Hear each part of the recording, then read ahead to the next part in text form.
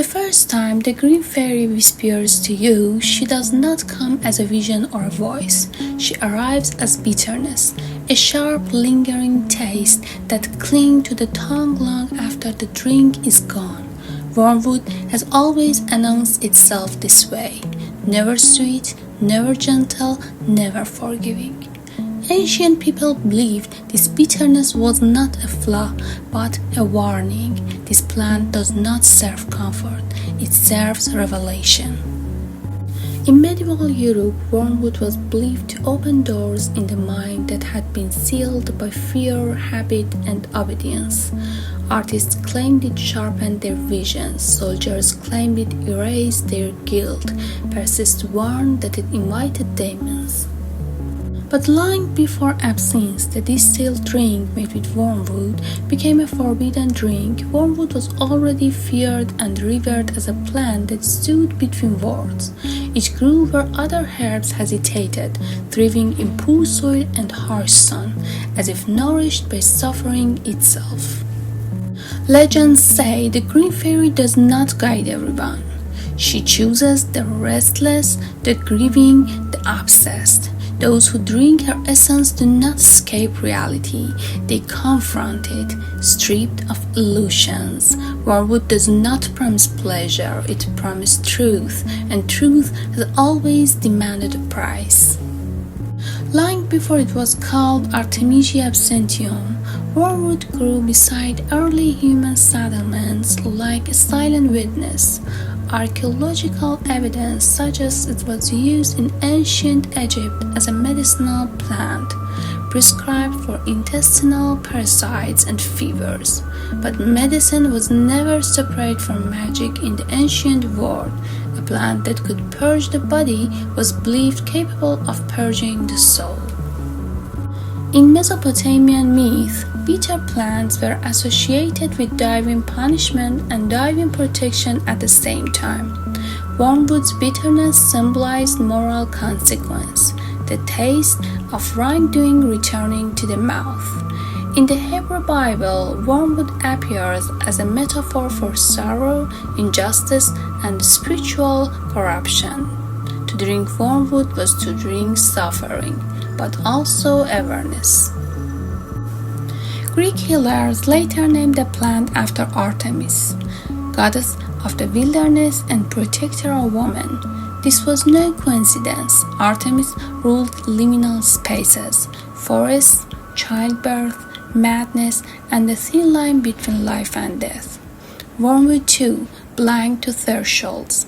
It was given to women during childbirth, to warriors before battle, and to mourners who could not release their grief. The ancients did not see wormwood as evil, they saw it as honest. Among shamans of Central Asia and Eastern Europe, wormwood was burned, brewed, or consumed in controlled rituals. It was believed to thin the veil between the physical world and the spirit realm. Unlike hallucinogens that overwhelm the senses, wormwood was said to sharpen perceptions while unsettling the mind. Visions came not as fantasies, but as distortions of reality, familiar things twisted just enough to reveal hidden patterns.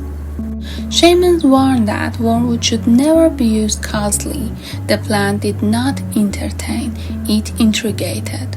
Those who approached it without purpose risked becoming lost in their own thoughts, trapped in loops of memory and guilt.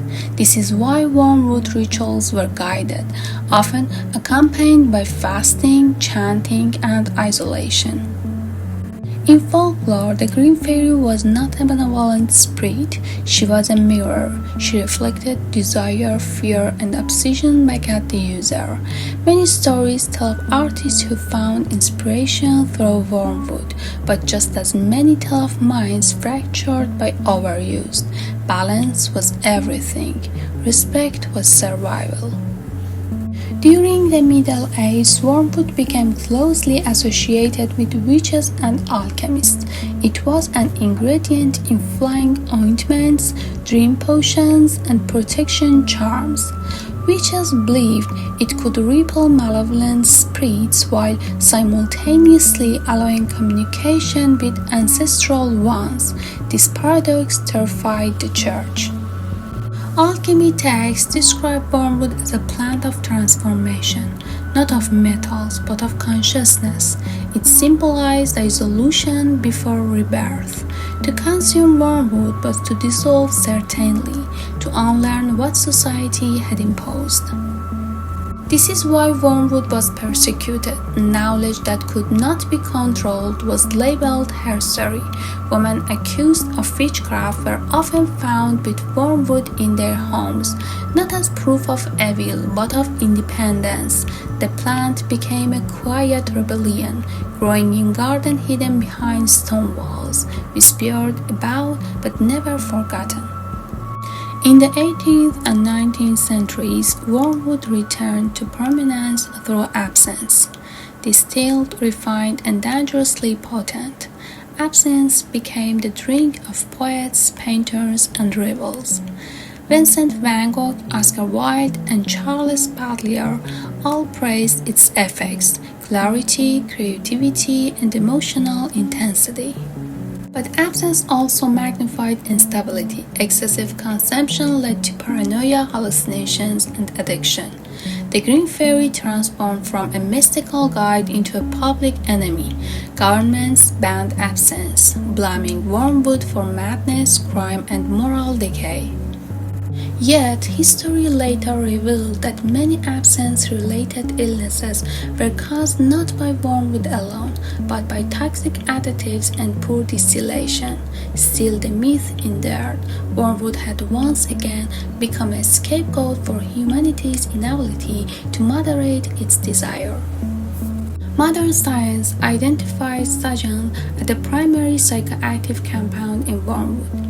In high doses, ssajan can overstimulate the nervous system, leading to agitation and seizures. In low, controlled doses, it may enhance alertness and cognitive sharpness. Science does not dismiss the legends, it explains them. Wormwood alters neurotransmitter activity, particularly GABA receptors, which regulate inhibition and impulse control. This explains both the clarity and the danger associated with the plant. The ancients were not ignorant, they were observant. They understood limits intuitively. Modern misuse came from excess, not from the plant itself. Today, wormwood is used carefully in herbal medicine for digestive issues and parasites. Its reputation has softened, but it has not vanished. Artists still reference the Green Fairy. Writers still invoke wormwood as a symbol of bitterness, loss, and awakening. The plant remains what it has always been, a reminder that not all healing is gentle and not all truths are comforting. Wormwood does not promise escape, it offers confrontation. It asks one question: are you ready to see without filters? The Green Fairy still waits, not in a bottle, but in the stories we tell about desire, madness, and knowledge forbidden by fear. If this story stirred something in you, you're already standing at the edge of the same threshold our ancestors once faced. Follow this channel and walk with us through more forgotten plants, hidden myths, and ancient truths that history tried to bury, but never truly erased.